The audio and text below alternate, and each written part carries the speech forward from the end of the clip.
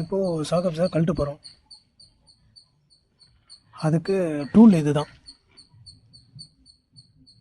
So இந்த டூலை வச்சு தான் ஸ்ப்ரிங்கை ஹோல்ட் பண்ணி நம்ம கழட்ட முடியும் சாக்கப்ஸை.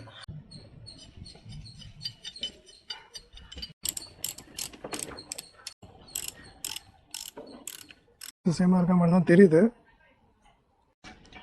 புதுசு வாங்கிட்டு வந்தாச்சு. ஆக்சுவலாக எல்லாம் மாற்றும் போது ரெண்டாக மாற்றுறது நல்லது. வீல் அலைன்மெண்ட் ஷாப்பில் அவங்க சொன்னது லெஃப்ட் சைடில் வீக்காக இருக்குன்னு சொன்னாங்க. நம்ம ரைட் சைடை செக் பண்ணி பார்த்தா ரைட் சைடு தான் வந்து ஸ்டக் ஆகுது. லெஃப்ட் சைடு ஃப்ரீயாக போகிற மாதிரி தெரியுது.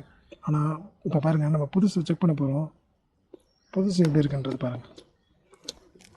ஸோ அதனால் வந்து அவங்க கெஸ் பண்ணி தான் சொல்லியிருக்காங்க.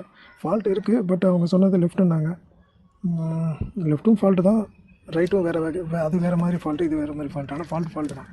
ஸோ ஸ்டக் ஆகிறதும் ஃபால்ட்டு தான், சஸ்பென்ஷன் ஒழுங்காக போகாததும் ஃபால்ட்டு தான். மல்டிபிள் ஃபால்ட்ஸ் இருக்கும். இதோட வெயிட்டும் அந்த ஓல்டோட வெயிட்டும் சேமாக இருக்கான்றதை செக் பண்ணுவோம்.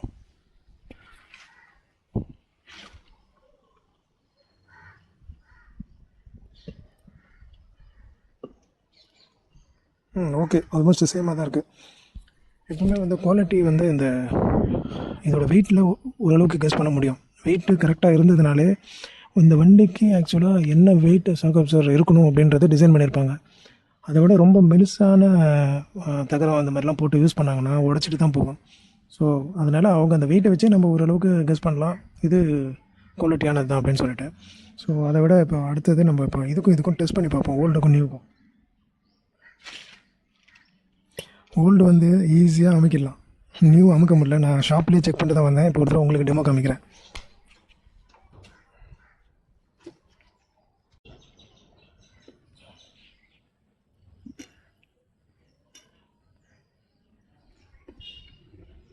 இந்த அழுத்தவே முடியல புதுசு.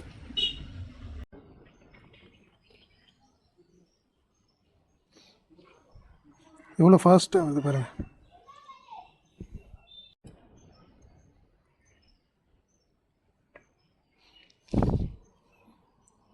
ஸோ அப்போது ஓல்டு வந்து பார்த்திங்கன்னா இந்த லெஃப்ட் சைடில் ஃபால்ட்டுன்னு சொன்னாங்க. ஆனால் லெஃப்ட் சைடு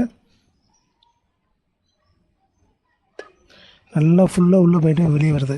ரைட் சைடு பாதியில் நிற்குது, இழுத்தோன்னா வந்துடும். இது பொறுமையாக வருது, இது பாதியில் நின்றுடுது. ஸோ டிஃப்ரென்ஸ் இருக்குது. ஸோ ரெண்டும் ஃபால்ட்டு தான். இது ஒரு ஃபால்ட்டு, இது ஒரு ஃபால்ட்டு.